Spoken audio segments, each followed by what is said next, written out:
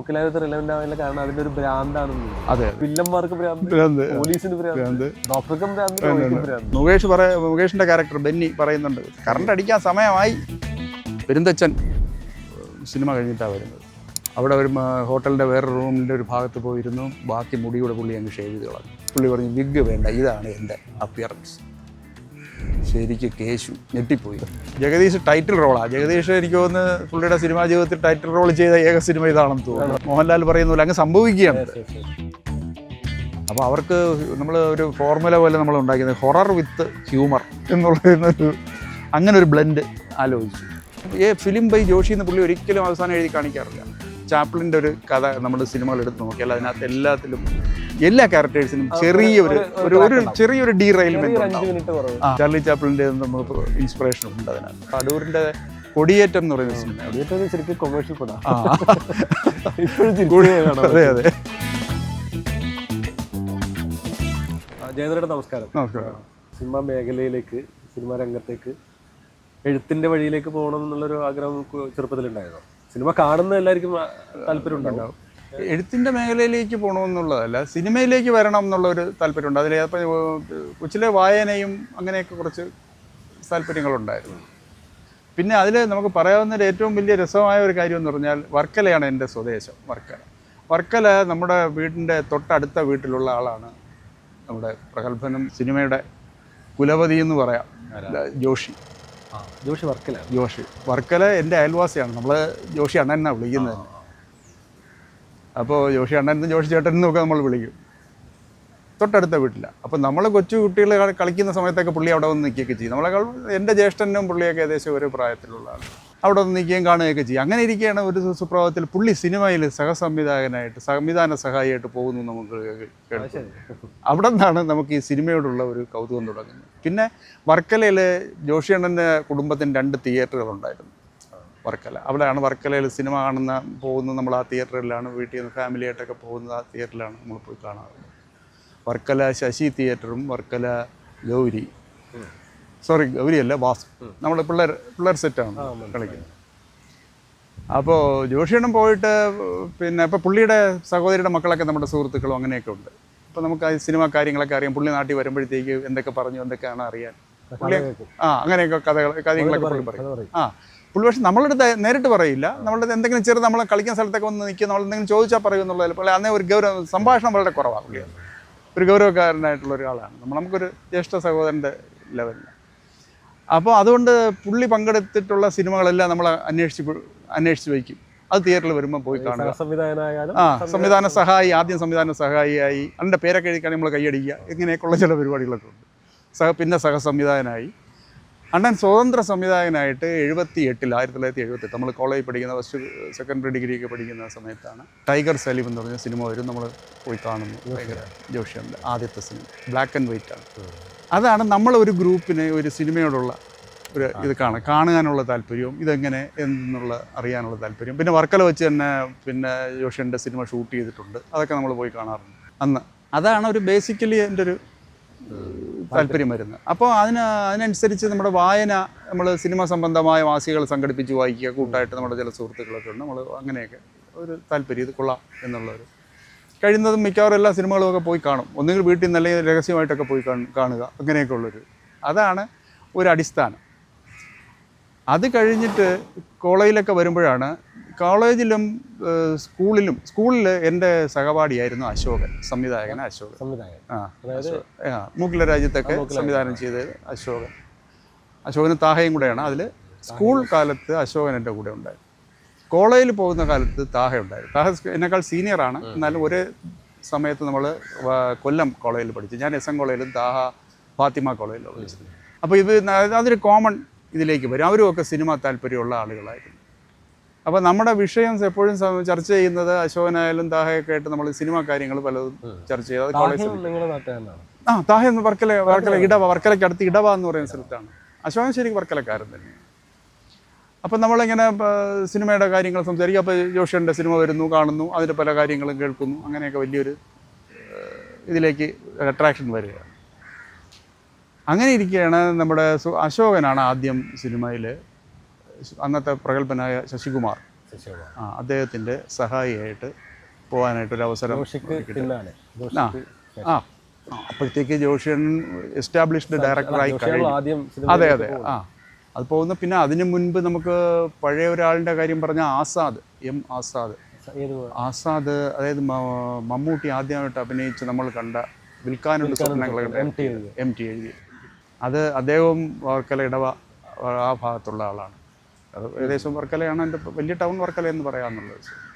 അപ്പോൾ അങ്ങനെയൊക്കെ ഒരു സിനിമയുടെ ഇതുണ്ട്. പിന്നെ ചിറയൻകീഴ് തൊട്ടടുത്ത സ്ഥലത്താണ് പ്രേം നസീറിൻ്റെ സ്ഥലം. അങ്ങനെയൊക്കെ ഉണ്ട്. ഏതായാലും അങ്ങനെ വന്നു. അപ്പോൾ കോളേജിൽ ചേരുന്ന സമയത്താണ്, കോളേജിൽ പഠിച്ചുകൊണ്ടിരിക്കുന്ന സമയത്താണ് അശോകൻ ഇടയ്ക്ക് സംവിധാന സഹായിയായിട്ട് അശോകൻ പോകുന്നു. അത് ഏകദേശം ആ ഒരു പീരീഡിൽ തന്നെയാണ് താഹയും PN മേനോൻ, കമൽ അങ്ങനെയുള്ള ആളുകളുടെ ഒരു 80s-ൻ്റെയൊക്കെ ആദ്യം പോകുന്നു. അപ്പോൾ അങ്ങനെ അവരുമായിട്ടുള്ളൊരു സൗഹൃദം, അവർ നാട്ടിൽ തിരിച്ചു വരുമ്പോഴത്തേക്കുള്ള സിനിമാ കഥകളും കാര്യങ്ങളൊക്കെ കേട്ട് വലിയ താല്പര്യമായിട്ട് ഇങ്ങനെ ഇരിക്കുകയാണ്. വായന സിനിമ അപ്പോഴാണ് ഈ കഥ എഴുതുന്നതിൻ്റെയും തിരക്കഥ വായിക്കുന്നതും. ഇപ്പോൾ സംവിധായകർക്ക് അന്നൊക്കെ തോപ്പിൽ വാസി, SL വെറുത്തിൻ്റെയൊക്കെ സ്ക്രിപ്റ്റുകളൊക്കെ ഇവരാണ് ഈ കോപ്പി എടുത്ത് കൊടുക്കുക. അങ്ങനെയൊക്കെയുള്ള ജോലികൾ അതൊക്കെ ചെയ്യുന്നതിനെക്കുറിച്ചൊക്കെ ഇവർ നമ്മളടുത്ത് പറയും. അത് കേൾക്കുമ്പോൾ നമുക്ക് വലിയൊരു താല്പര്യം. അങ്ങനെയാണ് ഇതിനോടൊരു വലിയൊരു താല്പര്യം അന്ന് ഉണ്ടായി വന്നത്, മനസ്സിൽ കിടന്നത്. ഈ സൗഹൃദമാണ് എന്നെ സത്യത്തിൽ സിനിമയിലേക്ക് കൊണ്ടുപോകുന്നത്. ഇവർ രണ്ടുപേരും ആ സൗഹൃദം അവർ. അപ്പോൾ നമ്മളിങ്ങനെ എഴുതാനും വായിക്കാനും ഒക്കെ താല്പര്യമുള്ള ഒരാളെന്നുള്ള നിലയ്ക്ക് ഇത് ഒരു കണക്കിലെടുത്തു. താഹയും അശോകനാണ് അതിൽ കൂടുതൽ. ആ താഹ പിന്നെയാണ് ഞാൻ കോളേജ് വെച്ചതിന് ശേഷമാണ് താഹ പിന്നെ കാണുന്നത്. അപ്പോൾ ഇവർ മദ്രാസിലുണ്ടായിരുന്ന സമയത്ത് ഞാൻ മദ്രാസിലൊക്കെ പോയിട്ടുണ്ട്. ഇവരവിടെ അന്ന് സിനിമ മദ്രാസിലാണ്. ഇല്ല ഞാൻ പറയുന്നത് ഒരു 80 മുതൽ 85 ഇടയ്ക്കുള്ളൊരു കാലഘട്ടം. 80 അല്ല, 82 ശേഷം. 82 ഞാൻ കോളേജിൽ നിന്ന് കൊല്ലസങ്ങളിൽ നിന്ന് MA കഴിഞ്ഞതിന് ശേഷമുള്ള ഒരു 2-3 വർഷത്തെ കാര്യമാണ് ഈ പറയുന്നത്. അപ്പോഴത്തേക്ക് അശോകൻ ഒരു സംവിധാന സഹായിയായിട്ട് എസ്റ്റാബ്ലിഷ് ചെയ്ത് കഴിഞ്ഞു. താഹയും പിന്നെ കമലിൻ്റെ കൂടെ വർക്ക് ചെയ്യുന്നു. ആ ഒരു പീരീഡിലാണ് വരുന്നത്. അപ്പോൾ ഇവർ ഒരുമിച്ച് അവിടെ താമസിച്ചിരുന്നു മദ്രാസിൽ. അപ്പോൾ അവർ താമസ സ്ഥലത്തൊക്കെ ഞാൻ പോയിട്ടുണ്ട്. കോടമ്പക്കം, സാലിഗ്രാമം. കോടമ്പക്കം അതിനടുത്ത് സ്ട്രീറ്റ് വരും. സാലിഗ്രാമത്ത് അവിടെ പിന്നെ ഈ പ്രധാനപ്പെട്ട സ്റ്റുഡിയോസൊക്കെ ഉള്ള ഒരു സ്ഥലമാണ്. AVM, പ്രസാദ്, അന്ന് അതൊക്കെ വളരെ പ്രസിദ്ധമായ സ്റ്റുഡിയോകളുള്ള സ്ഥലമാണ്. അപ്പോൾ അവർ താമസിക്കുന്ന സ്ഥലത്ത് ഞാൻ പോയി അവരെ കൂടെ താമസിക്കുകയൊക്കെ ചെയ്തിരുന്നു. അപ്പോൾ അവരെ വർക്കുകൾ, അപ്പോൾ ഈ പോസ്റ്റ് ഷൂട്ടിംഗ് വർക്കുകളൊക്കെ അവിടെ എഡിറ്റിങ് അങ്ങനെയൊക്കെയുള്ള പരിപാടികൾ കാണാൻ പോയിട്ടുണ്ട്. റീറെക്കോർഡിങ് അതൊക്കെ അവരെ കൂടെ പോയി സ്റ്റുഡിയോയിലൊക്കെ പോയി കാണാനുള്ള ഇതായിട്ടുണ്ട്. പിന്നെ ചില സിനിമകളുടെ കൃത്യമായിട്ട് ചില സിനിമകളുടെ ഷൂട്ടിംഗ് ലൊക്കേഷനിലൊക്കെ പോയിട്ടുണ്ട്. സ്റ്റുഡിയോയ്ക്കകത്തുള്ള ചെന്നൈയിലാണ്. പിന്നെ ജോഷിയൻ താമസിക്കുന്ന അവരുടെ പുള്ളിക്കോട്ടൊരു ഫ്ലാറ്റൊക്കെ ഉണ്ട്, അവിടെയൊക്കെ പോയിട്ടുണ്ട്. ഉണ്ട് ഇപ്പോഴും സ്റ്റിൽ അതൊരു ഇതായിട്ട് തന്നെ പോകുന്നുണ്ട്. നമുക്ക് എപ്പോഴും വേണം വിളിക്കാം. എന്നെ ഇവിടെയൊക്കെ വിളിക്കാറുണ്ട്, എന്തെങ്കിലും ആവശ്യമുണ്ടെങ്കിൽ വിളിക്കാറുണ്ട്. താഹ പിന്നെ വന്നിട്ട് കമൽ കഴിഞ്ഞ് തമ്പി കണ്ണന്താനത്തിൻ്റെ കൂടെ വർക്ക് ചെയ്യുന്നു. അശോകൻ ശിവകുമാറിൻ്റെ കൂടെ തന്നെയാണ് സ്ഥിരമായിട്ട് നിൽക്കുന്നത്. അപ്പോൾ അവർക്ക് സ്ഥിരം കണ്ടിന്യൂസ് ആയിട്ട് വർക്കുണ്ട്. അപ്പോൾ ഞാനവിടെ പോയി നിന്നതിൻ്റെ ഒരു പരിസരമൊക്കെ എന്താണെന്നുള്ളതൊക്കെ മനസ്സിലാക്കി. പിന്നെ കഴിയുന്നത് ഇവരുടെ ലൊക്കേഷനിലൊക്കെ, അശോകൻ്റെ ഒരുപാട് ലൊക്കേഷനിൽ ഞാൻ പോയിട്ടുണ്ട് ഷൂട്ട് നടക്കുന്ന സമയം. അപ്പോൾ അത് കഴിഞ്ഞ് പഠിത്തമൊക്കെ കഴിഞ്ഞ്, അപ്പോൾ എന്താ സിനിമയുടെ എല്ലാ ഇതും നമുക്കങ്ങനെ ഒരു അനിശ്ചിതത്വമുള്ളൊരു ഫീൽഡാണല്ലോ. നമുക്കതിന് വേണ്ടി അങ്ങനെ ഇറങ്ങാനുള്ള ഒരു അന്തരീക്ഷമല്ല എനിക്കുണ്ടായിരുന്നത്. അപ്പോൾ അത് കഴിഞ്ഞ് അവരങ്ങനെ കണ്ടിന്യൂസ് ആയിട്ട് തിരക്കും ഇതിലേക്ക് പോകുന്ന സമയത്ത് നമ്മുടെ തമ്മിലുള്ള ബന്ധം എപ്പോഴെങ്കിലും തുറന്ന് ഉണ്ടായിരുന്നു. ഞാൻ 85 ഞാൻ മാതൃഭൂമിയിൽ ഒരു ജേർണലിസ്റ്റ് ട്രെയിനിയായിട്ട് മാതൃഭൂമിയിൽ ജോയിൻ ചെയ്തു. അതെപ്പോഴും ഇവർ സജീവമായിട്ട് സിനിമാ രംഗത്തുണ്ട്. എല്ലാ സിനിമ. അപ്പോൾ മാതൃഭൂമിയിൽ വന്നതിന് ശേഷം എനിക്ക് പിന്നെ ആദ്യത്തെ കുറച്ചു കാലം കഴിഞ്ഞപ്പോൾ എന്നെ ചിത്രഭൂമിയിലേക്ക് മാറ്റി. സിനിമയിലൊക്കെ താല്പര്യമുണ്ടെന്ന് പറഞ്ഞപ്പോൾ ചിത്രഭൂമിയിലേക്ക്. അപ്പോൾ എനിക്കത് കൂടുതൽ സിനിമയായിട്ട്, അന്ന് കോഴിക്കോട് നിരന്തരം ഷൂട്ട് നടക്കുന്ന ഒരു അന്ന് ചിത്രഭൂമിയിൽ ജനാർദ്ദനൻ എന്ന് പറയുന്ന ആളായിരുന്നു ചിത്രഭൂമിയുടെ ചാർജ്. പിന്നെ അത് മരിച്ചുപോയി. അപ്പോൾ കോഴിക്കോട് ഷൂട്ടിംഗ് നടക്കുന്ന സ്ഥലത്തൊക്കെ പോകാനും വരാനും അങ്ങനെ ഒത്തിരി ആളുകളെ കാണാനും സംസാരിക്കാൻ, അങ്ങനെ സിനിമയുടെ ലോകത്ത് ആയിട്ട് കൂടുതൽ അടുപ്പം ഉണ്ടാകാനുള്ളൊരു കാലം ഉണ്ടായിരുന്നു. പിന്നെ ഒരുപാട് തിരക്കഥകൾ വായിക്കാനായിട്ട് കിട്ടുന്നുണ്ട്. അങ്ങനെയൊക്കെ ഒത്തിരി ഇതുണ്ടായിരുന്നു. നേരത്തെയും വായിച്ചിരുന്നു, ഒത്തിരി കാര്യങ്ങൾ വായിച്ചിരുന്നു. അപ്പോൾ അതിൻ്റെ കൂട്ടത്തിൽ കൂടുതൽ സൗകര്യം കിട്ടി പുതിയ സിനിമയുമായിട്ട് ബന്ധപ്പെട്ട വിവരങ്ങൾ കാണാനും അറിയാനും. അങ്ങനെ ഇരിക്കുമ്പോഴാണ് പിന്നെ അശോകൻ സ്വതന്ത്ര സംവിധായകനായിട്ട്, ആദ്യം അശോകനാണ് സ്വതന്ത്ര സംവിധായകനായിട്ട് മാറുന്നത്. അത് വർണ്ണം എന്ന് പറഞ്ഞൊരു സിനിമയാണ് അശോകൻ. അത് പിന്നെ അതിൻ്റെ സ്ക്രിപ്റ്റ് എഴുതിയത് രഞ്ജിത്താണ്. രഞ്ജിത്ത് എഴുതിയ അല്ല, രഞ്ജിത്ത് ആദ്യകാലത്തെ പടങ്ങളിൽ ഒന്നാണത് വർണ്ണം. അപ്പോൾ അങ്ങനെ സ്വതന്ത്ര സംവിധായകനായി മാറുന്നു. അതിൽ താഹ അസോസിയേറ്റ് ഡയറക്ടറായിരുന്നു. താഹ ഹൗസ് ഡയറക്ടറായിട്ട് വർക്ക് ചെയ്തു. ആ സിനിമ പിന്നെ നല്ല വിജയം നേടിയൊരു സിനിമയാണ്. അത് കഴിഞ്ഞിട്ട് അവർ രണ്ടാമത് സാന്ദ്രം എന്ന് പറഞ്ഞൊരു സിനിമ, അപ്പോഴാണ് അവർ രണ്ടുപേരുടെയും പേര് വെച്ച് രണ്ടുപേരും ഒന്നിച്ച് ചെയ്യാനായിട്ട് തീരുമാനിച്ചു. അങ്ങനെയാണ് അശോകൻ താഹ എന്നുള്ള പേരിൽ സാന്ദ്രം എന്ന് പറഞ്ഞിട്ട് അത് സുരേഷ് ഗോപിയായിരുന്നു നായകൻ ചെയ്തത്. അത് എനിക്ക് എൻ്റെ ഓർമ്മ ശരിയാണെങ്കിൽ അപ്പോഴത്തേക്ക് 90 പകുതിക്ക് ശേഷമാണ് ആ സിനിമ വരുന്നത്. 90 സെപ്റ്റംബറോ ഒക്ടോബറോ ഒക്കെ ആണെന്ന് എൻ്റെ ഓർമ്മ. ആ സിനിമ ഒരു വലിയ സക്സസ് ആയിരുന്നില്ല. നല്ല ടെക്നിക്കലിയും ഒരു കുടുംബ കഥയും അതിൽ കൂടെ ഒരു സസ്പെൻസും ഹ്യൂമറും ഒക്കെ ഉള്ളൊരു ഇതായിരുന്നു. പക്ഷേ അതെന്തോ അന്ന് വേണ്ടത്ര വിജയിച്ചില്ല തിയേറ്ററിൽ. എന്നാലും അവരതിനടുത്ത സിനിമയായിട്ട് പ്ലാൻ ചെയ്തിരുന്ന സിനിമയായപ്പോൾ എന്നെ അവർ വിളിച്ചു. എങ്ങനെയാണ്? അപ്പോൾ ഞാനന്ന് കോഴിക്കോട് മാതൃഭൂമിയിലുണ്ട്. അവർ വിളിച്ചു, നമുക്കൊന്ന് ആലോചിച്ചാലോ എന്ന് ചോദിച്ചു. അപ്പോൾ ഈ വർണ്ണമൊക്കെ നടക്കുന്ന സമയത്ത് ഞാൻ അവിടെ ഉണ്ടായിരുന്നു. പല കാര്യങ്ങളും സെറ്റിലൊക്കെ പോയിരുന്നു. അതിൻ്റെ ചില കാര്യങ്ങളിലൊക്കെ ചെറിയ കറക്ഷനൊക്കെ ചെയ്യാനൊക്കെ എന്നെ വിളിച്ചിരുന്നു ഒന്ന്. അങ്ങനെ ചെറിയ കാര്യമുണ്ട്. സ്ക്രിപ്റ്റിൻ്റെ ചെറിയ ചില ഡയലോഗൊക്കെ തിരുത്തുക, അങ്ങനെയൊക്കെ ചില കാര്യങ്ങൾ. കാരണം രഞ്ജിത്ത് തന്നെ ഒന്ന് വേറെ ഏതൊരു വർക്കിലേക്ക് പോയി ആ സമയത്ത്. അങ്ങനെയൊക്കെ ചില സംഗതികൾ ചെറിയ ചില കാര്യം. അപ്പോൾ അടുത്ത സിനിമയുടെ ഇതിൽ വന്നപ്പോൾ ചെയ്യാമോ എന്ന് ചോദിച്ചു. നമുക്ക് ചെയ്യാം. നമ്മൾ നേരത്തെ ഉള്ള സൗഹൃദത്തിൻ്റെ പേരിൽ നമുക്കറിയാം നമ്മുടെ ഇത് ചെയ്യാൻ പറ്റും. അങ്ങനെയാണ് അവരെന്നെ വിളിക്കുന്നതും. ഞാൻ ഓഫീസിൽ നിന്ന് ലീവ് എടുത്തിട്ട് എറണാകുളത്തേക്ക് വരാൻ പറഞ്ഞ് എറണാകുളത്തേക്ക് പോകും. അങ്ങനെ എറണാകുളത്തിരുന്നിട്ടാണ് ഇതിൻ്റെ ഒരു ആലോചന തുടങ്ങുന്നത്. അപ്പോൾ ഒരു ഫുൾ ലെങ്ത് കോമഡി സിനിമ എന്നുള്ള ഒരു സങ്കല്പത്തിലാണ് ഇരിക്കുന്നത്. അന്ന് ഹ്യൂമർ സിനിമകൾ ഓടുന്നൊരു കാലഘട്ടമാണ്. ഒരു 90-ൻ്റെ ഒരു കാലഘട്ടം. 90-91 അവസാനമാണ്. അപ്പോൾ ഫുൾ ലെങ്ത് ഒരു കോമഡി വന്നപ്പോൾ അന്നത്തെ ഒരു ഇതെന്ന് പറഞ്ഞാൽ അന്ന് ഈ തൊഴിലില്ലാത്ത 4 ചെറുപ്പക്കാർ, അതാണ് ഒരു ഫോർമുല. അതാണ് തൊഴിലില്ലാത്ത 4 അഭ്യസ്ത വിദ്യരായ തൊഴിൽ രഹിതരായ ചെറുപ്പക്കാർ. അവർ ജീവിക്കാൻ വേണ്ടി കാണിക്കുന്ന കുറേ കാര്യങ്ങൾ, കഷ്ടപ്പെടങ്ങൾ, അതിൽ നിന്നുണ്ടാകുന്ന ഹ്യൂമർ, അങ്ങനെ ഒരു ഫോർമുല തന്നെ അന്ന് ഇങ്ങനെ രൂപപ്പെടുത്തി അങ്ങനെ പോയിക്കൊണ്ടിരിക്കുന്നത്. അപ്പോൾ അങ്ങനെ ഒരുപാട് സിനിമകൾ ഓടിയിട്ടുമുണ്ട്, ചിലത് ഓടാതെയും പോയിട്ടുണ്ട്. അപ്പോൾ അതൊരു സ്ഥിരം ഇതാണ്. അതിൽ നിന്നൊന്ന് മാറ്റി ഇതൊന്ന് ആലോചിക്കാം എന്നൊക്കെ പറഞ്ഞ് നമ്മളിങ്ങനെ അവരുമായിട്ട് ഇരുന്നു. അപ്പോൾ എൻ്റെ ഒരു സിനിമാ സങ്കല്പം, സിനിമ എന്ന് പറയുന്നത് ഡയറക്ടേഴ്സ് മീഡിയം എന്നുള്ളതാണ് എൻ്റെ അന്നും ഇന്നും ഉള്ളൊരു സങ്കല്പമാണ്. ഡയറക്ടറാണ് ഇതിൻ്റെ A to Z, ഡയറക്ടറുടെ ഒരു മീഡിയമാണ് സിനിമ. അതിന് മറ്റുള്ളവരെ അവരുടെ ആവശ്യത്തിന് വേണ്ടി അവരുടെ ടാലൻറ്റുകൾ ഉപയോഗിക്കുന്നു എന്നുള്ളതാണ് എൻ്റെ ഒരു സങ്കല്പം. അപ്പോൾ ഇവരുമായിട്ട് ഇരുന്നു സംസാരിച്ചു. അപ്പോൾ അവർ പറഞ്ഞു നമുക്കൊരു ഫുൾ ലെങ്ത് കോമഡി വേണം, പക്ഷേ അത് ഇപ്പോഴും വന്നുകൊണ്ടിരിക്കുന്ന ടൈപ്പിൽ നിന്ന് മാറി ചിന്തിക്കുക എന്നുള്ള ആലോചനയിലേക്ക് വന്നു. അപ്പോൾ നമ്മൾ വായിച്ചതും കേട്ടതും അങ്ങനെയാണ്. സിനിമയ്ക്ക് വേണ്ടി കഥ, ഇത് ഒരു ക്രിയേറ്റീവ് റൈറ്റിംഗ് എന്ന് പറയുന്നത് തിരക്കഥയിലേ വരുള്ളൂ. കഥയിൽ ഒരു ക്രിയേറ്റീവ് റൈറ്റിംഗ് എന്ന് പറയുന്ന ഒരു അംശം വളരെ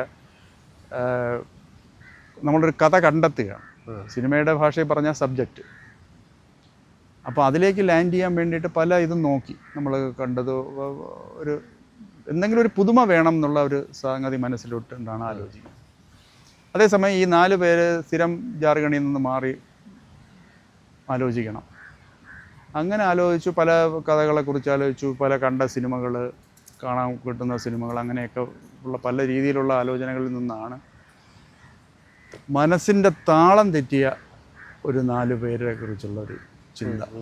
ചില ഇൻസ്പിറേഷൻസൊക്കെ വന്നിട്ടുണ്ട് എന്ന് പറയാം. ഞാൻ അങ്ങനെ ഒരു സിനിമ കണ്ടിട്ടില്ല. അവർ പറഞ്ഞത് ഇതേ ഉള്ളൂ. അവർ ചില പിന്നെ ഐഡിയാസ് ഇങ്ങോട്ട് പറഞ്ഞതാണ്, നമുക്ക് ഇങ്ങനെ ഒന്ന് ആലോചിച്ചാലും. അങ്ങനെയാണ് ഈ മനസ്സിൻ്റെ ചെറിയൊരു താളപ്പിഴയുള്ള ഒരു 3-4 പേരുടെ ക്യാരക്ടർ. അത് വെച്ചിട്ട് അവരുടെ ഒരു സിറ്റുവേഷനിലും അവരുടെ ഒരു ജീവിത പരിസരമൊക്കെ വെച്ചിട്ട് നമുക്കൊന്ന് ആലോചിച്ചാലോ എന്നുള്ളൊരു. അത് തന്നെ നമുക്കൊരു ത്രില്ലർ രൂപത്തിൽ വേണമെങ്കിൽ ആലോചിക്കാം, ഫുൾ ലെങ്ത് കോമഡി ആകാം. അങ്ങനെയാണ്. ഇപ്പോൾ ത്രില്ലറൊന്നും വേണ്ട, നമുക്ക് ആക്ഷൻ്റെ ഇതാണ്, നമ്മൾ ഫുൾ ലെങ്ത് കോമഡി രൂപത്തിൽ മാത്രം ആലോചിക്കുക എന്നുള്ള അങ്ങനെ ഒരു ചിന്തയിലിരുന്നു.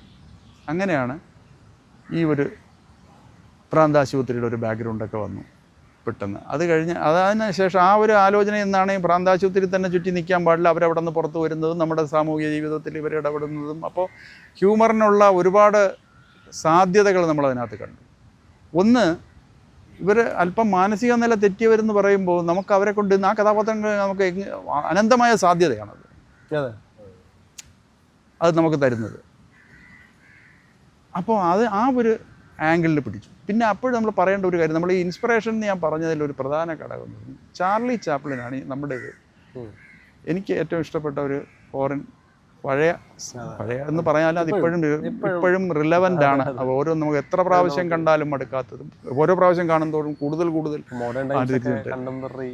മോഡേൺ ടൈംസ് ആയാലും ഗ്രേറ്റ് ഡിക്റ്റേറ്റർ കണ്ടംപററി ആണ്. സിറ്റി ലൈറ്റ്സ്, കിഡ് എല്ലാം ചാർലി ചാപ്ലിൻ അന്നേ ഒരു വീക്ക്നെസ്സാണ്. അപ്പോൾ അത് ഇതിനകത്ത് അത് മുഗളരായത്ത് സൂക്ഷ്മമായിട്ട് കാണുന്നവർക്ക് മനസ്സിലാവും. അതിനകത്ത് ഒത്തിരി കാര്യങ്ങൾ ചാർലി ചാപ്ലിൻ്റെ ഇൻസ്പിറേഷൻ ഉണ്ട് അതിനകത്ത്. പല 91 അത് ഇറങ്ങിയത് 91 അന്ന് ഞാൻ LP സ്കൂളായിട്ട് പഠിക്കുന്നത്. ഞാൻ ആ പടം കാണുന്നത് വെച്ചാൽ കുറേ വർഷങ്ങൾ കഴിഞ്ഞ് നമ്മുടെ നാട്ടിൽ നിന്ന് ഗൾഫിൽ ആളുകൾ പോകും. അപ്പോൾ അവർ തിരിച്ചു വരുമ്പോൾ ടെലിവിഷനും VCP ആയിട്ട് വരും. അപ്പോൾ ആ VCPയിൽ ഇടുന്ന കാസറ്റിൽ നിന്നാണ് ഞാൻ മുക്കിലകത്ത് ആദ്യമായിട്ട് കാണുന്നത്. ഞാൻ അന്ന് ഭയങ്കരമായിട്ട് തിരിച്ച് പറഞ്ഞ സിനിമയാണ്. വർഷങ്ങൾ കഴിഞ്ഞപ്പോൾ 10-35 വർഷമായി തോന്നുന്നു. 36 വർഷമായി. ഇപ്പോഴും അത് കാണുമ്പോൾ ഞാൻ ചിരിച്ചുകൊണ്ടിരിക്കും. ഇൻസ്റ്റാഗ്രാമിലും യൂട്യൂബിലൊക്കെ എപ്പോഴും മുക്കിലകത്തിന് ഭയങ്കര ആരാധന. അപ്പോൾ അവർക്കൊക്കെ ഇത് ആരാണ് ഇതിൻ്റെ എഴുത്തുകാരൻ, ഇതിൻ്റെ പുള്ളി എന്താണ് ഇപ്പോൾ ചെയ്യുന്നത് എന്നൊന്നും അവർക്ക് അറിയില്ല.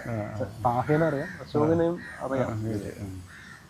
അപ്പോൾ ആ ഒരു ആരാധകർ എപ്പോഴും ഒരു ഉണ്ട് എന്നുള്ളതാണ് മുക്കിലരായത്തിൻ്റെ ഏറ്റവും വലിയ പ്രത്യേകതയായിട്ട് തോന്നുന്നത്. കാരണം അത് ഒരു സർഗാത്മകമായ ഒരു ഭ്രാന്തുള്ള ഒരു മനുഷ്യന് എഴുതാൻ പറ്റുന്ന ഒരു സ്ക്രിപ്റ്റായിട്ടാണ് എനിക്കിഷ്ടമാണ്.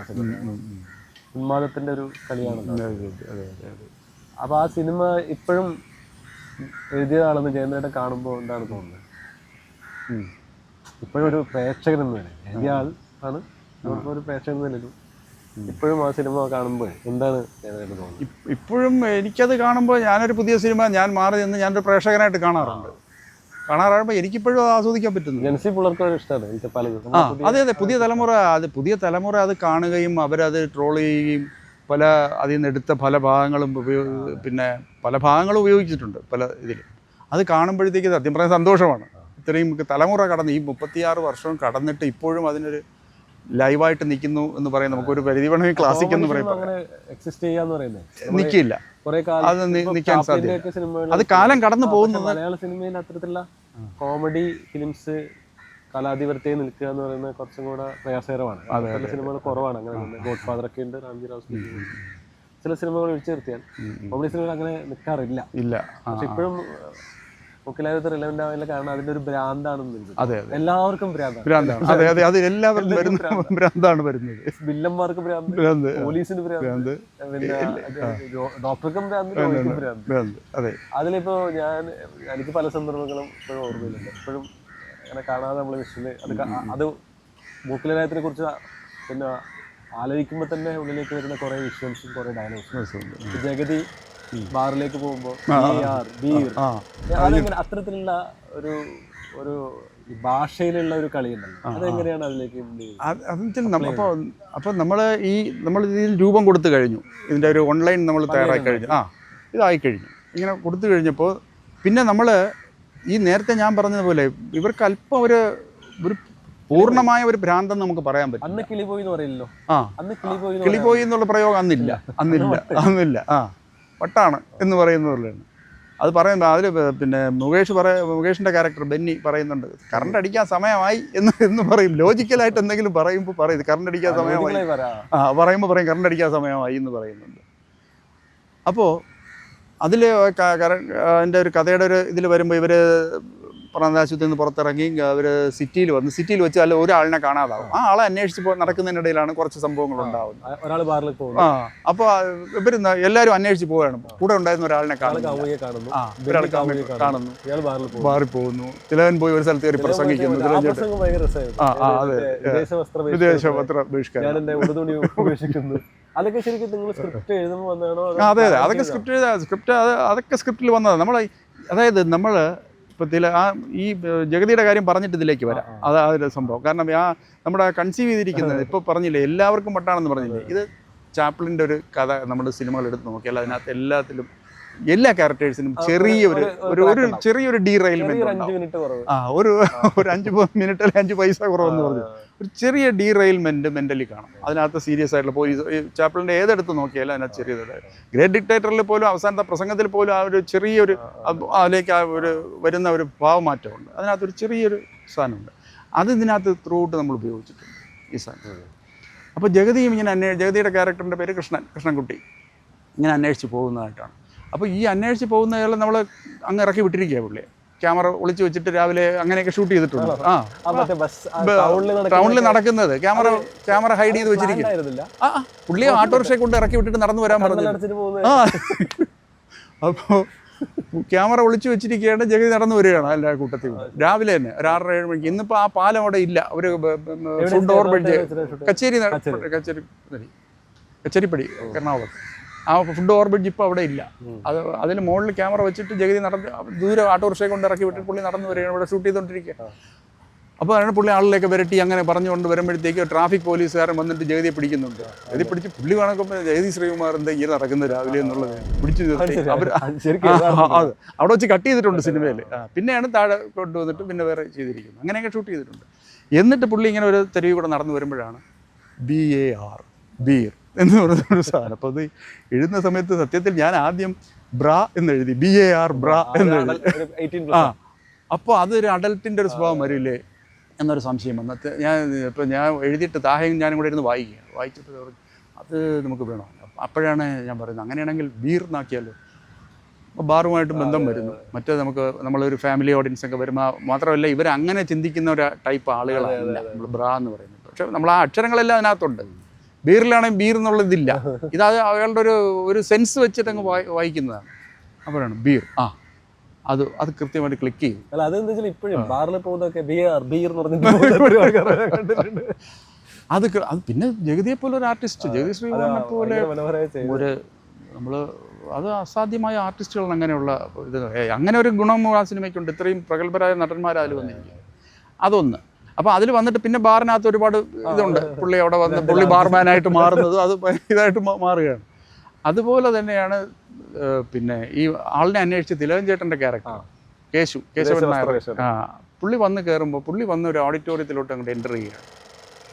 അപ്പോൾ അങ്ങനെ ഒരു സാധനം കൺസീവ് ചെയ്യുന്നു. നമ്മളൊരു ഓഡിറ്റോറിയത്തിൽ വന്നിട്ട് വളരെ ഗൗരവമുള്ളൊരു വിഷയം അവിടെ സംസാരിച്ചുകൊണ്ടിരിക്കുന്നു.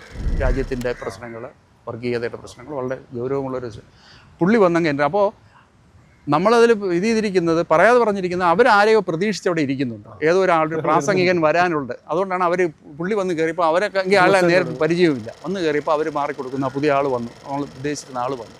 പുള്ളിയുടെ ഒരു ഗൗരവമൊക്കെ കണ്ടപ്പോൾ അവർ മനസ്സിലായി. പുള്ളി വന്നു, പുള്ളി വളരെ കൂളായിട്ട് വന്ന് മൈക്കെടുത്ത് സംസാരിക്കുന്നു. വളരെ ഗൗരവമായിട്ട് സംസാരിച്ചു തുടങ്ങുകയാണ്.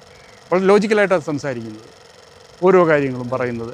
ഞാൻ വലിയ കോടീശ്വരനാണ്, ഞാൻ പിന്നെ എനിക്ക് എൻ്റെ വരുമാനം എത്രയാണ്, ഞാൻ എത്ര അനാഥാലയം കൊടുക്കുന്നത്, എനിക്ക് പത്രത്തിൽ പേര് വരുന്നതെന്ന് എനിക്ക് ഇഷ്ടമല്ല. അതിൽ വളരെ ലോജിക്കലായിട്ട് സംസാരിച്ചിട്ടാണ് പറയുന്നത്. അപ്പോൾ എൻ്റെ ഈ ഡ്രസ്സ് അവിടെയാണ് ആ ലിസ്റ്റ് നമ്മൾ വെച്ചിരിക്കുന്നത്. ഈ വസ്ത്രം വിദേശമാണ്, വിദേശ വസ്ത്രം ധരിച്ച് ഞാൻ എൻ്റെ ബിസിനസ് ടൂറിന് പോകാറില്ല, അല്ലെങ്കിൽ ബിസിനസ് മീറ്റിങ്ങിന് പോകാറില്ല. ഇതെനിക്ക് ഇഷ്ടമല്ല. ഞാൻ എൻ്റെ കൈ കൊണ്ട് എൻ്റെ ചർക്കയിൽ നൂത്തുണ്ടാക്കുന്നതാണ്. ഒരക്ഷരം പോലും ഞാൻ എഴുതിയെന്ന് അതുപോലെ കാണാൻ പിടിച്ചാൽ പറഞ്ഞിരിക്കുന്നുണ്ട്. ഒരക്ഷരം പ്രോംപ്ഷൻ എന്ന് പറയുന്ന സാധനമില്ല ആ പ്രസംഗം മുഴുവൻ. ഒരക്ഷരം പോലും കംപ്ലീറ്റ് പുള്ളി പറഞ്ഞിരിക്കും. ഞാൻ വിദേശ വസ്ത്രം ധരിച്ച് പോകാറില്ല, ഞാൻ എൻ്റെ കൈ കൊണ്ട് നൂത്ത വസ്ത്രം ധരിച്ചാണ് പോകുന്നത്. എങ്കിൽ നിങ്ങൾ ചോദിക്കും ഇതല്ലേ, അതെനിക്ക് വേണ്ട എന്ന് പറഞ്ഞിട്ടാണ് പുള്ളി ഓരോന്നാണ് അവസാനം പാൻറ്റ് വരെ അഴിച്ച് കളഞ്ഞിട്ട് അടിവസ്ത്രത്തിലോട്ട് കൈ വയ്ക്കുമ്പോഴത്തേക്കും മുകേഷ് അവിടെ നിന്ന് അയ്യോ അയാൾക്ക് ഭ്രാന്താണ് എന്ന് പറഞ്ഞിട്ട് മുകേഷ് അവിടെ നിന്ന് മുകേഷിൻ്റെ എൻട്രി വരും. അത് കഴിഞ്ഞ് ഇവർ പുറത്തേക്ക് പോകുമ്പോഴത്തേക്ക് പുള്ളി പറഞ്ഞു എന്തൊക്കെ അവിടെ പോയി പ്രസംഗിച്ചത് എന്ന് പറയാം, രാജ്യസ്നേഹം വേണം എന്ന് പറയുന്നു. അപ്പോഴാണ് അപ്പോൾ മുകേഷ് പറയുന്നുണ്ട് കറണ്ട് അടിക്കാൻ സമയമായി, ആലോചിക്കുന്നുണ്ട്. അതാണ് സംഭവം വരുന്നത്. അപ്പോൾ അത് അതിൻ്റെ ഒരു ഹൈലൈറ്റ് ആയിരുന്നു ആ സിനിമയിൽ. ഇന്നും ആള് ഇത് ചെയ്യുന്ന കൊച്ചുകുട്ടികൾക്കും മുതിർന്നവർക്കും ഒക്കെ വളരെ ഇതായിട്ടുള്ളൊരു. തിലകൻ അതുവരെ ഭയങ്കര സീരിയസ് ആയിട്ടുള്ള റോളുകൾ മാത്രം ചെയ്തോണ്ടിരുന്നു. അതെ അതെ അതെ അതെ. അതിന് മുമ്പ് അത്ര കോമഡി ഇല്ല, അങ്ങനെ നമ്മുടെ ഓർമ്മയിൽ ഇല്ല. എനിക്ക് പെരുന്തച്ചൻ എന്ന സിനിമയുടെ ഷൂട്ടിംഗ് നേരെ അതെ അതെ അതെ അതെ ഞാൻ എവിടെയോ വായിച്ചത്. പെരുന്തച്ചൻ്റെ ലൊക്കേഷൻ ഇന്നാ തിലകം നമ്മുടെ സെറ്റിൽ വരും. പിന്നെ ഇത് എനിക്കത് കൊള്ളാൻ പറ്റും, അത്തരത്തിലുള്ള ഒരു കൺവേർഷൻ നടക്കും, കോമഡിയിലേക്ക് പറ്റുന്ന പുള്ളിക്ക് അത്ര കോൺഫിഡൻസ് ഉണ്ടായിരുന്നു. പുള്ളിക്ക് അപ്പോൾ പുള്ളി സീരിയസ് വേഷം ചെയ്തിരുന്ന ഒരാളല്ലേ? അതെ, സീരിയസ് വേഷമാണ് ചെയ്യുന്നത്. പുള്ളിക്ക് അങ്ങനെ പുള്ളി പറയുന്നത് നടൻ എല്ലാ വേഷങ്ങളും ചെയ്യണം എന്നുള്ള ഒരു കൺസെപ്റ്റാണ് പുള്ളിക്കുള്ളത്. ഞാൻ അതിനു മുമ്പ് പുള്ളിയെ അപ്പോൾ ഞാനാണ് എഴുതി അവിടെ വന്നിട്ടാണ് പുള്ളി മനസ്സിലാക്കുന്നത്. അതിനു മുമ്പ് ഞാൻ പഞ്ചാഗ്നിയുടെ ലൊക്കേഷനിൽ വെച്ച് പുള്ളി ഇൻ്റർവ്യൂ ഒക്കെ ചെയ്തിട്ടുണ്ട്. 85-ല് പഞ്ചാഗ്നിയുടെ ലൊക്കേഷൻ ഞാൻ പത്രപ്രവർത്തകൻ എന്നുള്ള നിലയിൽ പുള്ളിയെ നേരത്തെ കാണുകയും സംസാരിക്കുകയൊക്കെ ചെയ്തിട്ടുണ്ട്.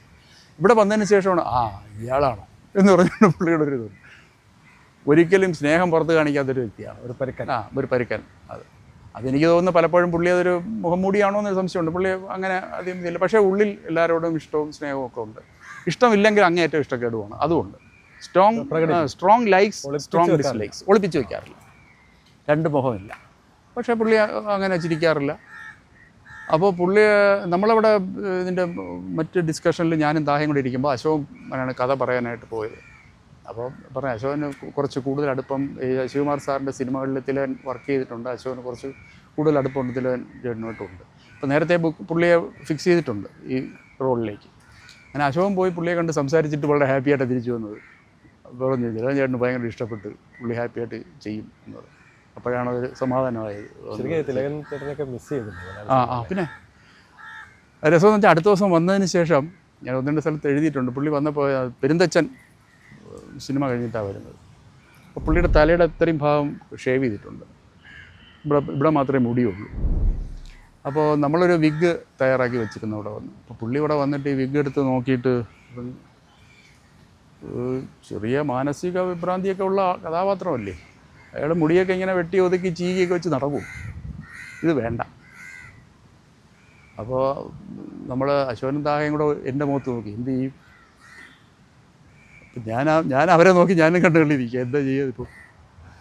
അപ്പോൾ തിലകൻ പറഞ്ഞു, തിലകൻ ചേട്ടൻ പറഞ്ഞു, പകുതി മുടി വരുന്തച്ചൻ കൊണ്ടുപോയി, ഈ പകുതി മുടി ഇവിടെ ആയിക്കോട്ടെ, നിങ്ങൾ പറ്റുമെങ്കിൽ ഒരു ബാർബറെ വിളിക്കുക. എന്നിട്ട് വിളിച്ചിട്ട് അവിടെ ഒരു ഹോട്ടലിൻ്റെ വേറെ റൂമിൻ്റെ ഒരു ഭാഗത്ത് പോയിരുന്നു. ബാക്കി മുടിയുടെ പുള്ളി അങ്ങ് ഷേവ് ചെയ്ത് കളഞ്ഞു. പുള്ളി പറഞ്ഞു വിഗ് വേണ്ട, ഇതാണ് എൻ്റെ അപ്പിയറൻസ്. ശരിക്കും കേശു ഞെട്ടിപ്പോയി നമ്മൾ. ചില ആ കഥാപാത്രത്തിന് അങ്ങനെ ഒരു അത് ഭയങ്കരമായിട്ട് അതങ്ങ് ക്ലിക്ക് ചെയ്തു സാധനം. അങ്ങനെയാണ്. അപ്പോഴാണ് ഒരു കഥാപാത്രത്തിലേക്ക് എങ്ങനെ ഒരു നടൻ പ്രവേശിക്കുന്നു എന്നുള്ളതിൻ്റെ ഒരു നമുക്കൊരു പാഠവും കൂടെയാണ്. കാരണം അത്രയും എക്സ്പീരിയൻസ്ഡ് ആയിട്ടുള്ള തിലകനെ പോലെ നമ്മളന്ന് വളരെ തുടക്കക്കാരാണ്. 36 വർഷത്തിന് മുമ്പാണ്, നമ്മൾ വളരെ ചെറുപ്പക്കാരായിട്ട് നിൽക്കുകയാണ്. പുള്ളി അതിനകത്തേക്ക് അങ്ങ് ഇൻവോൾവ് ചെയ്യുന്നു. പിന്നെ പുള്ളിയുടെ ഒരു പെർഫോമൻസ് ആയിരുന്നു ബാക്കി എല്ലാ കാര്യം. അതൊക്കെ സിനിമ കാണുമ്പോൾ നമുക്ക് പുള്ളിയാണല്ലോ അതിനകത്തൊരു ഹൈലൈറ്റ് ആയിട്ട് നിൽക്കുന്നത്. അതിന് പകരം വയ്ക്കാൻ ഒരാളില്ല എന്നുള്ളൊരു വേഷമായിരുന്നു ചെയ്തത്. സ്ലാപ്സ്റ്റിക് കോമഡിയുടെ ഒരു അയ്യര് കളി അതായത് പുള്ളി അത് ശരിക്കും സിദ്ദിഖിനെ ആശുപത്രി കൊണ്ടുപോകുന്നുണ്ട്, ബാലകൃഷ്ണനും കൊണ്ടുപോകും. അവസാനം ഇത് എവിടെയായിട്ടും വൈദ്യനാണ്, വൈദ്യരും പ്രഗത്ഭനായ വൈദ്യനും മറ്റേ നല്ല പാട്ടുകാരനുമായിരുന്നു.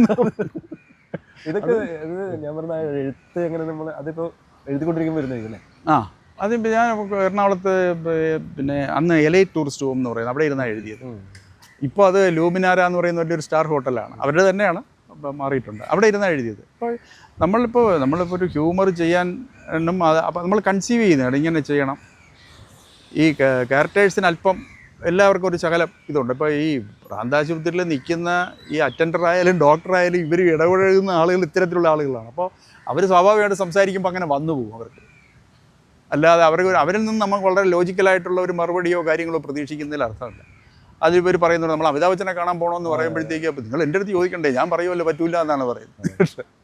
അല്ല ഞാൻ സമ്മതം തരുമെന്നല്ലേ പറയുന്നത്, ഞാൻ പറയുമല്ലോ പറ്റൂല എന്ന് പറയുന്നുള്ള സീരിയസ് ആയിട്ടങ്ങ് പറയണേ, പറ്റൂല ഞാൻ പറയുമല്ലോ പറ്റൂല എന്ന് പറയും. അതുപോലെയാണ് ആദ്യമായിട്ട് സിദ്ദിഖിനെ കൊണ്ടുവരുമ്പോഴത്തേക്ക്, സിദ്ദിഖിൻ്റെ ക്യാരക്ടറിൻ്റെ പേര് എന്താണ്, വേണുവിനെ കൊണ്ടുവരുമ്പോഴത്തേക്ക് പിന്നെ ചേട്ടനായിട്ട് നമ്മുടെ NL ബാലകൃഷ്ണൻ അദ്ദേഹമാണ് കൊണ്ടുവരുമ്പോൾ ആണ് പറയുമ്പോൾ, അപ്പോൾ ഇയാൾ ഹോസ്പിറ്റലിലേക്കാണെന്ന് അല്ലാതെ പറഞ്ഞാൽ കൊണ്ടുവന്നിരിക്കുന്നത്, പാട്ട് പഠിക്കാമെന്ന് പറഞ്ഞാൽ കൊണ്ടുവന്നിരിക്കുന്നത്. ഇയാളൊരു പാട്ടിനോട് താല്പര്യമുള്ള ആളാണ്. അങ്ങനെ കൊണ്ടുവന്ന് വായിക്കുന്നുകൊണ്ടാണ് പറയുന്നത്. ഇവിടെ പാട്ട് പഠിച്ച് നാളെ മുതൽ പഠിച്ചു തുടങ്ങാം അല്ലേ ഡോക്ടറെ എന്ന് ചോദിക്കും. അപ്പോൾ എന്ത് പാട്ട്? അപ്പോഴാണ് ഡോക്ടർ ചോദിക്കുന്നത് പാട്ടോ, എന്ത് പാട്ട്? ആ കൺഫ്യൂഷൻ. അപ്പോഴാണ് അവിടെ നിന്നുകൊണ്ട് മാള അരവിന്ദൻ്റെ ക്യാരക്ടർ അവിടുത്തെ അറ്റൻഡറാണ് ഹോസ്പിറ്റലിൽ പറയുന്നത്, ചെമ്പൈ വൈദ്യനാഥ ഭാഗവതർ എന്ന് കേട്ടിട്ടുണ്ടോ, ഭയങ്കര വൈദ്യനുമായിരുന്നു പാട്ടുകാരനുമായിരുന്നു. അപ്പോൾ ഇങ്ങനെയുള്ള ചില അപ്പോഴപ്പോഴും വന്നിട്ടുള്ള കുറേ സംഭവങ്ങൾ, അതെല്ലാം ഇത് ഒരു സിനിമ മറ്റേ നമ്മുടെ മോഹൻലാൽ പറയുന്ന പോലെ അങ്ങ് സംഭവിക്കുകയാണ് ചില സിനിമകളുടെ. പിന്നെ ഈ രണ്ട് സിനിമകളുടെ റെഫറൻസ് ഉണ്ട് സിനിമയിൽ. ഇന്നലെ അത് മറ്റേ അപ്പോൾ ഇവിടെ റോഡ് വെച്ച് കണ്ടിട്ട് തിരിച്ചു മറന്നു പോകുന്നൊരു സാധനം. പിന്നെ ജഗദീഷ് പിന്നെ ജഗതിയുടെ ക്യാരക്ടർ അവിടെ സിദ്ദിഖ് വന്ന് പറയും.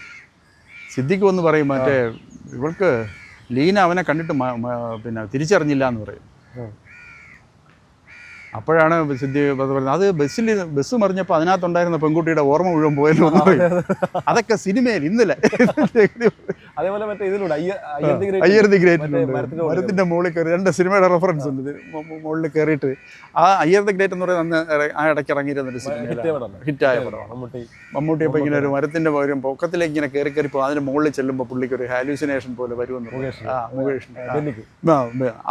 അത് നമ്മളെ ഇതിനകത്ത് ഒരു റെഫറൻസ് ആയിട്ട് എടുത്തു. അതിനെ നമ്മളൊരു ഹ്യൂമർ ഇതിലേക്ക് എന്തെങ്കിലും കാണുന്നത് ഇത് കാണുന്നുണ്ട്. അപ്പോൾ പറഞ്ഞ തീവണ്ടി മറിയും ഒരു കായൽ കാണുന്നുണ്ടെന്ന് പറഞ്ഞപ്പോൾ കായലിന്റെ പേര് കൊല്ലക്കായൽ എന്ന് സാധനം ഇട്ടിട്ടുണ്ട്. പുള്ളിയുടെ സ്ഥലത്തിന്റെ ആ ഒരു റെഫറൻസ് കൂടെ ചേർത്തിട്ടുണ്ട്. അവര് കൈന്നിട്ടുണ്ടോ ശരിക്കും? ചില സാധനങ്ങളിൽ അവർ ചെയ്തിട്ടുണ്ട്. ചില ആർട്ടിസ്റ്റ് കോൺട്രിബ്യൂഷൻ ഉണ്ട് സിനിമയിൽ, തീർച്ചയായിട്ടും ഉണ്ട്. അത് എപ്പോഴും അവരിങ്ങോട്ട് ചോദിക്കും. നമ്മളിങ്ങനെ ഒരു സാധനം പറഞ്ഞാൽ അത് നിങ്ങൾ ഉദ്ദേശിക്കുന്നതിൻ്റെ നമ്മുടെ ഒരു ഫ്രെയിമിൽ നിന്ന് പുറത്തേക്ക് പോകുമെന്നുള്ളതാണ്. അല്ലെങ്കിൽ ഈ ഡയലോഗിന് എന്തെങ്കിലും ഒരു കണക്ഷൻ വേറെ എവിടെയെങ്കിലും ഉണ്ടോ, അത് ഞങ്ങൾക്ക് അറിഞ്ഞുകൂടാ, നിങ്ങൾക്കേ അറിയാവൂ. അതുകൊണ്ട് ഞാൻ ഇങ്ങനെ ഒരെണ്ണം ചേർത്താൽ കുഴപ്പമുണ്ടോ എന്ന് ആർട്ടിസ്റ്റുകൾ ചോദിക്കും. ഇത് ആ സിറ്റുവേഷൻ ഒന്ന് ഒന്നുകൂടെ ഒന്ന് എൻഹാൻസ് ചെയ്യാനായിട്ട് ഈ ഒരു ഡയലോഗ് അല്ലെങ്കിൽ ഒരു വാചകം അല്ലെങ്കിൽ ഒരു വാക്ക് ചേർത്തോട്ടെ എന്നവർ ചോദിക്കും. അങ്ങനെ അത് അനുവദിച്ചിട്ടുണ്ട്, സംവിധായകർ അനുവദിച്ചിട്ടുണ്ട്, ഞാൻ എൻ്റെ അനുവാദത്തോട് ചെയ്തിട്ടുമുണ്ട്. അത് ചെയ്തിട്ടുണ്ട്. അത് വരും ആർട്ടിസ്റ്റ് കോൺട്രിബ്യൂഷൻ, പ്രത്യേകിച്ചും കോമഡി സിനിമകളിൽ, ഒരു ത്രൂഔട്ട് കോമഡി സിനിമകളിൽ അത് ഹിറ്റായിരുന്നു. അന്ന് പിന്നെ പ്രൊഡ്യൂസർക്കും ഡിസ്ട്രിബ്യൂട്ടർക്കും ഒക്കെ, പ്രൊഡ്യൂസറും ഡിസ്ട്രിബ്യൂട്ടറും ഒരാൾ തന്നെയായിരുന്നു. അവർക്ക് നല്ല ലാഭം കിട്ടിയ പടമാണ്, നല്ലതുപോലെ ഓടിയ സിനിമയാണ്, നല്ല സാമ്പത്തിക ലാഭം ഉണ്ടാക്കിയ സിനിമ. അഭിനയിച്ച പലരും ഇപ്പോൾ ഇല്ല. അതാണ് അത് നമ്മൾ നോക്കുമ്പോൾ ഞാൻ നോക്കിയപ്പോൾ 9 പേര് ഇല്ല, പ്രഗത്ഭരായിട്ടുള്ള 9 പേര് മരിച്ചു പോയിരിക്കുന്നു. പിന്നെ നമ്മുടെ എല്ലാവരും ഇഷ്ടപ്പെടുന്ന ജഗതി ചേട്ടൻ ശ്രീകുമാർ അപകടത്തിന് ശേഷം അദ്ദേഹം വീൽ ചെയറിലുമായി. അതൊരു വലിയൊരു ദുഃഖമാണ്. ഇതിൻ്റെ ഒരു രണ്ടാം ഭാഗത്തിനെ കുറിച്ച് നമ്മൾ പലപ്പോഴും പല ഇതിലും ആലോചിച്ചപ്പോൾ നമ്മൾ നോക്കുമ്പോൾ ഇത്രയും ആളുകളില്ല, അവർക്ക് സബ്സ്റ്റിറ്റ്യൂട്ടായിട്ട് നമുക്ക് ഒന്നും ചിന്തിക്കാനും പറ്റുന്നില്ല. അപ്പോൾ പിന്നെ അതും അങ്ങനെ ഒരു രീതിയിലൊരു സിനിമയുടെ രണ്ടാം ഭാഗം എടുത്തിട്ട് കാര്യമില്ല. അല്ലെങ്കിൽ നമ്മൾ ടോട്ടലി ഡിഫറൻ്റ് ആയിട്ടുള്ള വേറൊരു വിഷയം ആലോചിച്ച് അതിലേക്ക് അവർക്ക് പകരം വെക്കാൻ തുല്യമുള്ള നടന്മാരും ഇല്ല. തിലകൻ, ഒടുവിൽ ഉണ്ണികൃഷ്ണൻ, പപ്പു, മാള, രാജംബി ദേവ്, ഫിലോമിന ചേച്ചി, കൃഷ്ണൻകുട്ടി നായർ, പറവൂർ ഭരതൻ, NN ബാലകൃഷ്ണൻ, ഇത്രയും 9 പേരില്ല. പിന്നെ ജഗതി ചേട്ടനും ഇങ്ങനെ ഫിലോമിന പറഞ്ഞു. ഇപ്പോൾ ഉള്ളതിൽ പിന്നെ നമുക്കിപ്പോൾ ഉള്ളതിൽ ഇവരെല്ലാം ഉണ്ട്. സിദ്ദിഖ്, മുകേഷ്, സിദ്ദിഖ്, ജഗദീഷ്, കുഞ്ചൻ, അങ്ങനെയൊക്കെയുള്ള ആളുകൾ. ഇതിനുശേഷം ചെയ്തത് വാരഫലമായിരുന്നു. അതിനുശേഷം അപ്പോൾ വാരഫലം ചെയ്തത് താഹ. അപ്പോൾ ഞാൻ നേരത്തെ പറഞ്ഞ അശോകനും താഹയും ഒരുമിച്ചാണ് ഈ സിനിമ ചെയ്തത്. അതിനുശേഷം അവർ രണ്ടുപേരും പിരിഞ്ഞു, ഒറ്റയ്ക്ക് ചെയ്യാനായിട്ട് അവർ എന്തോ കാരണം കൊണ്ട് അവർ രണ്ടായിട്ട് ചെയ്തു. അവർ രണ്ടുപേരും അങ്ങനെ പിരിഞ്ഞതിന് ശേഷം ചെയ്ത സിനിമകളിൽ 2 ഞാനാണ് എഴുതിയത് എന്നുള്ളതാണ്. അത് ആ സൗഹൃദത്തിൻ്റെ ഒരു ആഴമാണ് അതിന് വെക്കുന്നത്. വാരഫലവും ആചാര്യനും രണ്ടുപേരും എന്നെയാണ് വിളിച്ച് എഴുതിയത്. ആചാര്യൻ പക്ഷേ സാമ്പത്തികമായിട്ട് നഷ്ടമായിരുന്നൊരു സിനിമ. അത് ഇത്തിരി വാരഫലം നല്ലതുപോലെ ശ്രദ്ധിക്കപ്പെട്ട നല്ല പാട്ടുകളും നല്ല സ്റ്റാർ അതിലും ഉണ്ടായിരുന്നു. തിലകൻ ചേട്ടനുണ്ട്, ജഗതിയുണ്ട്, ശ്രീനിവാസൻ, മുകേഷ്, അങ്ങനെയൊക്കെയുള്ള നല്ല പാട്ടുകളും ഉണ്ടായിരുന്നത്. അത് നല്ല രീതിയിൽ പോയാണ്. ആചാര്യനിലും ഒരു നല്ല പാട്ടുണ്ടായിരുന്നു ആ സിനിമ. പക്ഷേ ചില സാമ്പത്തിക പ്രശ്നം. അത് പിന്നെ ചായം പോയ സന്ധ്യയിൽ എന്ന് പറഞ്ഞിട്ട് നല്ല പാട്ടുണ്ട്. ബിച്ചു തിരുമലയും അവസാനിപ്പിച്ചിട്ടുണ്ട്. അത് കഴിഞ്ഞ് ഇന്ദ്രിയം, അത് കഴിഞ്ഞ് വക്കീൽ വാസ്തവ ഒരു ചെറിയ പടം ചെയ്തു. നമ്മൾ അന്നത്തെ ഒരു ശ്രദ്ധിക്കപ്പെട്ട പടമാണല്ലോ. ചെറിയ പടം, അതും ഓടിയ പടമാണ്, ചെറിയൊരു പടം. പിന്നെ അത് 92 ആണെന്നാണ് എൻ്റെ ഓർമ്മ. 92. അത് പിന്നെ അന്നത് PG വിശ്വംഭരൻ എന്ന് പറഞ്ഞ സംവിധായകനായിരുന്നു. സന്ധ്യയ്ക്ക് വിരിഞ്ഞ പൂവ്, രുക്മ, പിന്നിലാവ്, പിന്നെ ആക്ഷൻ പടങ്ങളും ചെയ്തിട്ടുണ്ട്. പിന്നെ ഒരുപാട് കുടുംബ സദസ്സുകൾ. അപ്പോൾ അങ്ങനെ ഒരു ഇതുള്ള ഡയറക്ടറാണ്. അപ്പോൾ നമ്മളൊരു ചെറിയൊരു സിനിമ ചെയ്യാന്നുള്ള അങ്ങനെ ഒരു ഇതിലാണ് എന്നെ വിളിച്ചത്. അപ്പോൾ അതിൽ ജഗദീഷും ജയറാമും ഒക്കെ ആയിരുന്നു.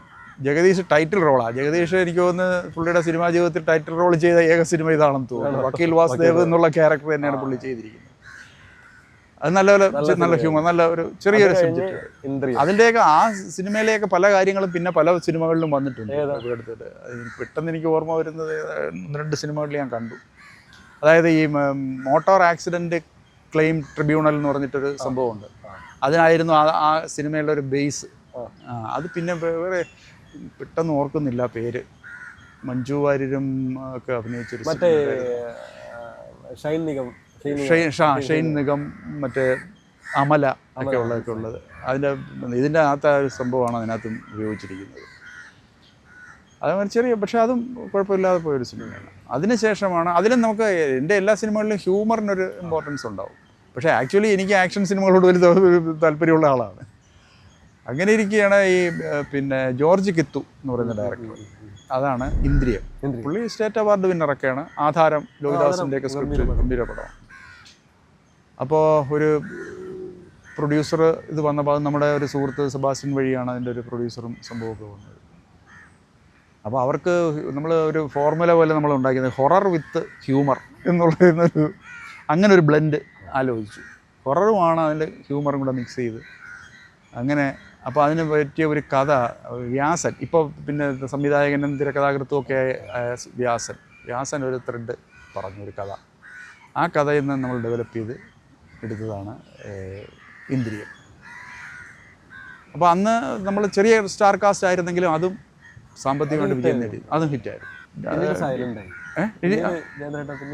ഇല്ല, അത് 2000 റിലീസ് ചെയ്തു. പിന്നെ ഞാൻ സിനിമയായിട്ട് അങ്ങനെ ചെയ്തിട്ടില്ല.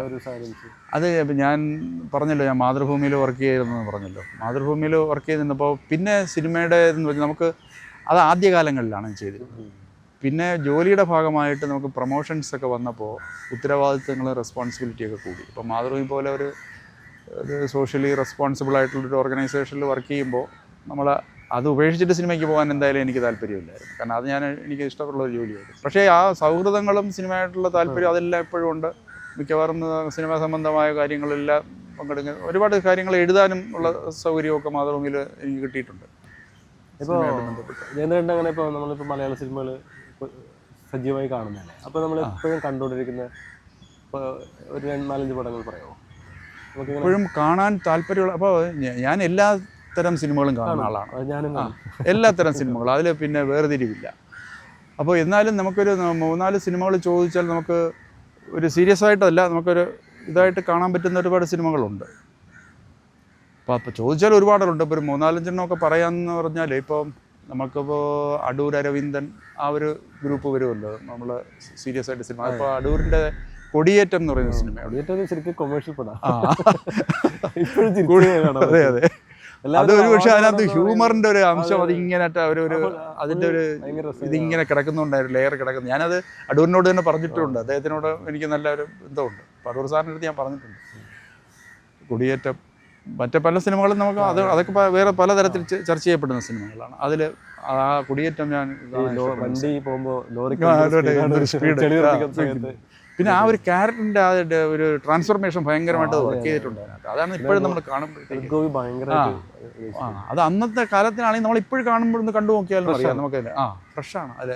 ഇപ്പോഴും നമ്മൾ ചിലപ്പോൾ നാട്ടിൻപുറത്ത് അല്ലെങ്കിൽ സിറ്റിക്കകത്ത് അതിൻ്റെ ബാക്ക്ഗ്രൗണ്ട് മാറുന്നേ ഉള്ളൂ.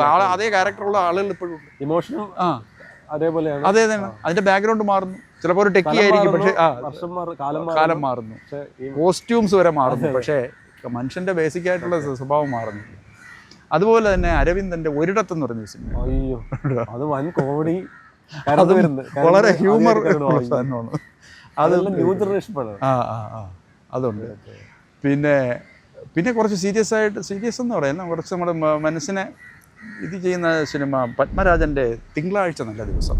ഇമോഷൻ, അതിലൊരു ഇമോഷൻ, അത് നമ്മുടെ ഇപ്പോഴത്തെ കണ്ടംപററി മലയാള വീടുകളിലെ ഒരു ഭയങ്കര ഒരു ഇഷ്യൂ ആണ്. എത്രയോ വർഷത്തിന് മുമ്പ് പുള്ളി അവതരിപ്പിച്ചിട്ടുണ്ട്.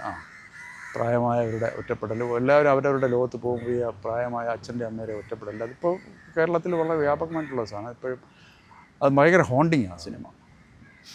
പിന്നെ എനിക്ക് വളരെ ഇഷ്ടപ്പെട്ടൊരു സംവിധാനമാണ് KG ജോർജ്.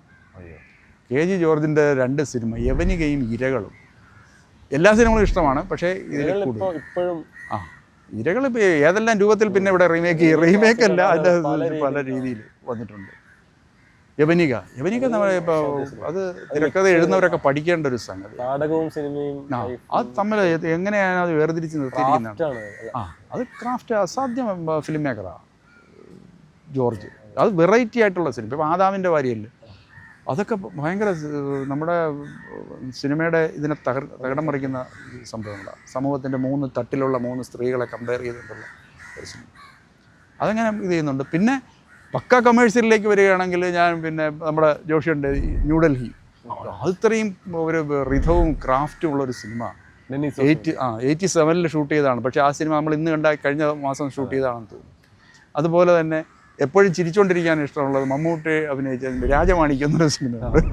അതിലൊരു പക്ക കൊമേഴ്ഷ്യൽ സിനിമയാണ്. പക്ഷേ നമുക്ക് പുള്ളി ചെയ്യുന്നത് കൊണ്ടാണ് വളരെ സീരിയസ് ആയിട്ടുള്ള ചില റോളുകൾ ചെയ്യുന്ന മമ്മൂട്ടിയെ പോലൊരു വലിയ ആക്ടർ ചെയ്യുന്നുണ്ട്. ആ സിനിമ ഇപ്പോഴും രാജമാണിക്യം ഇടയ്ക്ക് കാണുന്നതാണ് ഇഷ്ടം. പിന്നെ ഹിന്ദി സിനിമയിൽ നമ്മൾ ഷോലയും ഒക്കെയുള്ള സിനിമകളുണ്ട്. അത് ആക്ഷൻ സിനിമകളോട് പണ്ടേ ഒരു താല്പര്യമുണ്ട്. നേരത്തെ പറഞ്ഞത് ജോഷിദാറിനെ കുറിച്ച് ഭയങ്കര സൗഹൃദം എന്ന് പറഞ്ഞില്ല. അതെ നല്ലത്. അപ്പോൾ നേരത്തെ ജയദേവേട്ടന് ഇഷ്ടപ്പെട്ട മലയാള സിനിമകളിലൊന്ന് ജോഷിദാറിൻ്റെ ന്യൂഡൽഹിയാണ്. അപ്പോൾ ലൈം ലൈറ്റിൻ്റെ കലയാണ് സിനിമ, കൊമേഴ്ഷ്യൽ സിനിമ പ്രത്യേകിച്ച്. പക്ഷെ പുള്ളി ലൈം ലൈറ്റിലൊന്നും ഉണ്ടാകാറില്ല. പുള്ളി ഒരു ഇന്റർവ്യൂ പോലും കൊടുത്തതായിട്ട് ഞാൻ കേട്ടിട്ടില്ല, കണ്ടിട്ടില്ല. അപ്പൊ ഇത്രയും അടുപ്പുള്ള ജയേന്ദ്രേട്ടൻ ഒരു അഭിമുഖത്തിനകത്ത് മാധ്യമപ്രവർത്തനം ശ്രമിച്ചിട്ടുണ്ട്. അപ്പൊ എന്റെ തോളിൽ അടിച്ചിട്ട് പറയുന്നുണ്ട്, നിനക്ക് അറിഞ്ഞൂടെ ഞാൻ ഇന്റർവ്യൂ ഒന്നും തരൂല്ല, നിനക്ക് അറിയാമല്ലോ, പിന്നെ എന്തിനാ ചോദിക്കുന്നത്? എത്ര പ്രാവശ്യം ചോദിച്ചിട്ടുണ്ട്. അതെന്തുകൊണ്ടാണെന്ന് എനിക്ക് പുള്ളിയുടെ സ്വഭാവം, പുള്ളി ഒരു അങ്ങനെ സംസാരിക്കാൻ പുള്ളിക്ക് താല്പര്യമില്ല എന്നുള്ളതാണ്. അത് എന്തുകൊണ്ടാണെന്ന് ചോദിച്ചാൽ എനിക്ക് അതിനൊരു കറക്റ്റ് ഉത്തരം എനിക്ക് കിട്ടുന്നില്ല. പുള്ളിയുടെ പേഴ്സണാലിറ്റി അങ്ങനെയാണ്. പുള്ളി അങ്ങനെ ഒരു പബ്ലിസിറ്റിക്ക് നിൽക്കുന്ന ഒരാളല്ല. അത് നമ്മൾ ഫിലിം ബൈ ജോഷി എന്ന് പുള്ളി ഒരിക്കലും അവസാനം എഴുതി കാണിക്കാറില്ല. പുള്ളി ഒരിക്കലും ഒന്നും എഴുതാറില്ല. അങ്ങനെ ഒറ്റ സിനിമ പുള്ളി ഇപ്പോൾ എനിക്ക് തോന്നുന്ന ഒരു 100 സിനിമയ്ക്ക് അടുത്തെങ്കിലും ചെയ്തിട്ടുണ്ടാവും. ഫിലിം ബൈ ജോഷി എന്ന് അവസാനം എഴുതാറേ ഇല്ല. പുള്ളിക്ക് അത് അങ്ങനെ ചെയ്യാൻ പാടില്ല എന്നാണ് പുള്ളിയുടെ ഒരു വിശ്വാസമാണ്. ഒരിക്കലും ചെയ്തിട്ടില്ല. അങ്ങനെ ഒരു സംവിധായകൻ എനിക്ക് തോന്നുന്നു മലയാളത്തിലെ വേറെ കണ്ടിട്ടില്ല. ഇല്ല, ഇങ്ങനെ അഭിമുഖം കൊടുക്കില്ല. പുള്ളി എങ്കിൽ എല്ലാ ഫംഗ്ഷനിലും പുള്ളിയുടെ സാന്നിധ്യം ഉണ്ട്. വിളക്ക് കൊളുത്തുകയോ പിന്നെ പ്രസന്റ് കൊടുക്കുകയോ എന്ത് ചെയ്യും. പക്ഷെ പുള്ളി സംസാരിക്കില്ല ഇതുവരെ. ഇതില്ല. പക്ഷേ എൻ്റെ ഗവേഷണത്തിൽ ഞാനൊരു സാധനം കണ്ടുപിടിച്ചു വളരെ അപൂർവമായിട്ട്. അത് ദൂരദർശൻ്റെ ആർക്കൈവ്സിൽ ചിലപ്പോൾ ഉണ്ടാവും. മലയാള സിനിമയുടെ ഇതായിരുന്ന പ്രേം നസീർ മരിച്ചപ്പോൾ ഇവിടെ തിരുവനന്തപുരത്ത് അന്ന് VJT ഹാളിൽ പൊതുദർശനം ഉണ്ടായിരുന്നു. അവിടെ ദൂരദർശൻ ക്യാമറയുടെ മുമ്പിൽ ഒരു 1.5 മിനിറ്റ് വരില്ല എന്ന് എനിക്ക് തോന്നുന്നു, ജോഷിയാണ് സംസാരിക്കുന്ന ഒരു വീഡിയോ ഉണ്ട്. അത് മാത്രമാണ്. അത് ഒരുപാട് കാലം എനിക്കത് എൻ്റെ വലിയൊരു നഷ്ടമാണ്. എൻ്റെ വാട്സാപ്പിൽ ഉണ്ടായിരുന്നു. അത് എവിടെ പോയെന്ന് എനിക്കറിയാം. മിക്കവാറും അത് ദൂരദർശൻ്റെ ആർക്കൈവ്സിലുണ്ടാവും. അത് മാത്രമേ ഉള്ളൂ എൻ്റെ അറിവിൽ. ഒരു ചെറിയൊരു പീസ്, ചിലപ്പോൾ 1 മിനിറ്റിന് താഴെ ഉണ്ടാവുള്ളൂ പ്രേം നസീറിനെ കുറിച്ച് അദ്ദേഹം പറഞ്ഞൊരു സാധനം. ക്രിയേറ്റീവായിട്ടുള്ള വഴികളിലേക്ക് ഉണ്ട്. പല ആലോചനകളുണ്ട്. പിന്നെ കുറച്ച് വായന അങ്ങനെയുള്ള സംഭവങ്ങളുണ്ട്. പിന്നെ അല്ലാതെയുള്ള ഈ ലേഖനമെഴുത്ത് വേറെ നടക്കുന്നുണ്ട്. ക്രിയേറ്റീവായിട്ട് ചെയ്യണമെന്ന് പല സിനിമയാണല്ലോ, സിനിമയുടെ ഇപ്പോഴത്തെ രീതി എന്ന് വെച്ചാൽ ഒരു പ്രോജക്റ്റ് എന്നാണല്ലോ ഇപ്പോൾ പറയുന്നത്. ഒരു പ്രോജക്റ്റ് ഉണ്ടായി വരിക എന്ന് പറഞ്ഞാൽ പഴയ രീതിയല്ല. നമ്മൾ സിനിമയിൽ സജീവമായിരുന്ന കാലത്തുള്ള രീതിയേ അല്ല സിനിമയുടെ. അത് ഇപ്പോൾ ഷാജിക്ക് അറിയാമായിരിക്കും, രീതികൾ മാറിയിട്ടുണ്ട്. എന്നാൽ ഈ അടുത്ത കാലത്ത് ഞാനിപ്പോൾ ഒരു ഓഫ് ബീറ്റ് സിനിമ എന്ന് പറയാം, അതിൽ ഒരു സിനിമയിൽ ക്രിയേറ്റീവ് കോൺട്രിബ്യൂട്ടറായിട്ട് വർക്ക് ചെയ്തിട്ടുണ്ട്. ഇഴകൾക്കപ്പുറം എന്ന് പറഞ്ഞ് വേണു നായർ സംവിധാനം ചെയ്യുന്ന ഒരു സിനിമ. ഒരു പക്ക വേറൊരു രീതിയിലുള്ളൊരു സിനിമയാണ്, കമേഴ്സ്യലേ അല്ല. പിന്നെ കമേഴ്സ്യൽ സിനിമയിലേക്ക് ചെയ്യാനുള്ള കഥകളും കാര്യങ്ങളൊക്കെ ആലോചനയിലുണ്ട്, സംഭവങ്ങളുണ്ട്. അതിങ്ങനെ ഇരിക്കുന്നുണ്ട്. എപ്പോൾ സംഭവിക്കുമെന്ന് നമുക്ക് പറയാൻ പറ്റില്ല. ഈ പറഞ്ഞതുപോലെ കാത്തിരിക്കുന്നു, വരട്ടെ, വരുമ്പോൾ നോക്കാം.